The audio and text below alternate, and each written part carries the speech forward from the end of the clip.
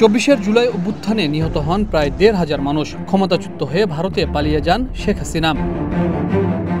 অন্তর্বর্তী সরকার দায়িত্ব নেওয়ার পর জুলাই আগস্টে মানবতা বিরোধীর নানা অভিযোগে মামলা হয় শেখ হাসিনা সহ তার সরকারের মন্ত্রী, সাবেক পুলিশ প্রধান সহ অনেকের বিরুদ্ধে। এর মধ্যে শেখ হাসিনার বিরুদ্ধে আনা হয় ৫টি অভিযোগ। এসব অভিযোগ প্রমাণিত হয় তাকে মৃত্যুদণ্ড দেয় আন্তর্জাতিক অপরাধ ট্রাইব্যুনাল। ১৯৭১ সালে মুক্তিযুদ্ধে মানবতা বিরোধীদের বিচারের জন্য ২০১০ সালে আওয়ামী লীগ সরকার যে ট্রাইব্যুনাল গঠন করেছিল সেই আদালতে বিচার হলো শেখ হাসিনার। সেই সাথে তার সরকারের স্বরাষ্ট্রমন্ত্রী আসাদুজ্জামান খান কামালেরও মৃত্যুদণ্ড দেওয়া হয়। তবে রাজসাক্ষী হওয়ায় সাবেক পুলিশ প্রধান আব্দুল্লাহ আল মামুনকে দেওয়া হয় ৫ বছরের কারাদণ্ড। রায় ঘোষণার পর তাৎক্ষণিক প্রতিক্রিয়ায় বিএনপির স্থায়ী কমিটির সদস্য সালাউদ্দিন আহমদ বলেন, ন্যায় বিচার প্রতিষ্ঠা পেয়েছে। আপনার জন্য অবকাশ যাপনের আর বিনিয়োগের সেরা পছন্দ হতে পারে সল্ট বে, যেখানে বিলাস আর প্রশান্তি মিলেমিশে একাকার। ফ্যাসিস্ট শেখ হাসিনা, আসাদুজ্জামান কামাল এবং সাবেক আইজিপি মামুন, তাদের অপরাধের তুলনায় এই সাজা যথেষ্ট কম, কিন্তু আইনের উপরে কোনো সাজা নাই।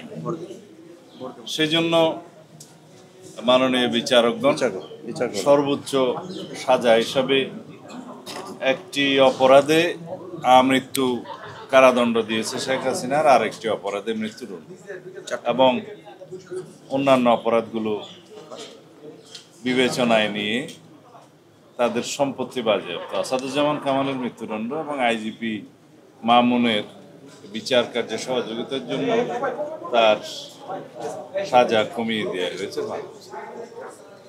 তবে আরো অনেক মামলা তাদের বিরুদ্ধে আছে এবং সেই মামলাগুলো আশা করি ন্যায় বিচার প্রতিষ্ঠা হবে, সবাই সুবিচার পাবে।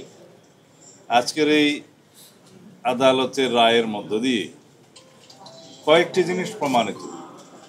ফ্যাসিস্ট স্বৈরাচার যত শক্তিশালী হোক, যত দীর্ঘদিনই রাষ্ট্র ক্ষমতা অবৈধভাবে পরিচালিত করুক, ক্ষমতা ভোগ করুক, তারা একদিন না একদিন আদালতের কাঠগড়ায় তাদের দাঁড়াতেই হবে। বিএনপির এই সিনিয়র নেতা বলেন, কেউ যেন আর স্বৈরাচার হয়ে উঠতে না পারে, সেজন্য এই রায় উদাহরণ হয়ে থাকবে। তিনি এই রায়কে জাতির জন্য একটি মাইল ফলক বলেও উল্লেখ করেন।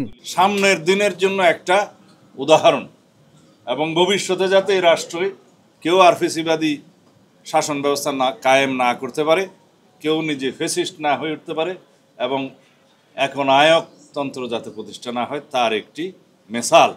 এটা ভবিষ্যতের জন্য একটা শিক্ষা, শুধু অতীতের জন্য বিচার নয়, এটা আমাদের মনে রাখতে হবে। ন্যায় বিচার ও আইনের শাসন প্রতিষ্ঠার মাধ্যমে বাংলাদেশকে একটি শক্তিশালী রাষ্ট্র হিসেবে গড়ে তোলার প্রত্যয় জানান সালাউদ্দিন আহমদ।